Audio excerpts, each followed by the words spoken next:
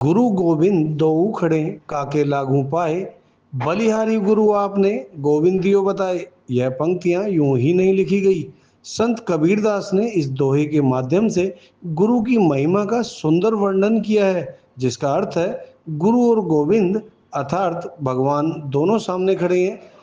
जबकि किसको शीश पहले नवाया जाए, किसके चरण स्पर्श पहले किए जाएं, कौन इनमें बड़ा है, इसी कश्मकश से बाहर निकालते हुए कहा गया है कि मैं गुरु को बलिहारी जाऊं, जिन्होंने मुझे गोविंद अर्थात भगवान के बारे में ज्ञान दिया और परमात्मा से मिलने का रास्ता सरल कर दिया। अगर गुरु रूपी ज्ञान रास्ता ना बताते तो मैं भगवान को कैसे जानता। बिना गुरु के जीवन पशु समान है, जिसका कार्य केवल खाना पीना और बाद में मृत्यु को प्राप्त हो जाना है। उनकी जन्म मृत्यु के बंधन को लेकर यह नहीं कहा गया, बल्कि जिसका कार्य खाना पीना सोना और बाद में मृत्यु को प्राप्त हो जाना है। उनकी मृत्यु के बाद उन्हें याद नहीं किया जाता। जबकि मनुष्य जीवन हमें इसलिए मिला है कि हम अपने कर्मों को बेहतर तरीके से कर अपने आप को अमर बना सकें। स्वामी हरिदास जी महाराज के माध्यम से गुरु पूर्णिमा के महान अवसर पर पलवल की पावन धरती पर गो अस्पताल की शुरुआत की गई है।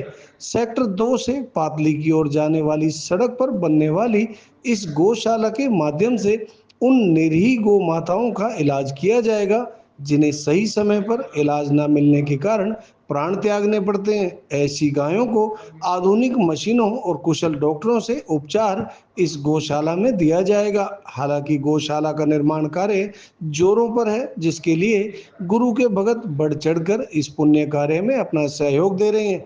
बावजूद इसके इस बड़े प्रोजेक्ट में करोड़ों का बजट बताया गया है। अब देखना यह होगा कितनी जल्दी यह गौशाला बनकर तैयार होगी, ताकि गौवंशों को बेहतरीन उपचार और सुरक्षा मिल सके। गुरु पूर्णिमा का ये महत्व है कि सब अपने अपने गुरु भगवान की पूजा करने आते हैं, क्योंकि गुरु एक भगवान सदृश्य है। क्योंकि जब तक गुरु नहीं प्राप्त होंगे, जब तक भगवान की प्राप्ति भी नहीं होगी। तो गुरु पूर्णिमा के उपलक्ष्य में भंडारा आदि सत्संग आदि हुआ है। इसके पश्चात कल से श्रावण मास लगेगा, जो कि भगवान शिव का सबसे प्रिय मास है।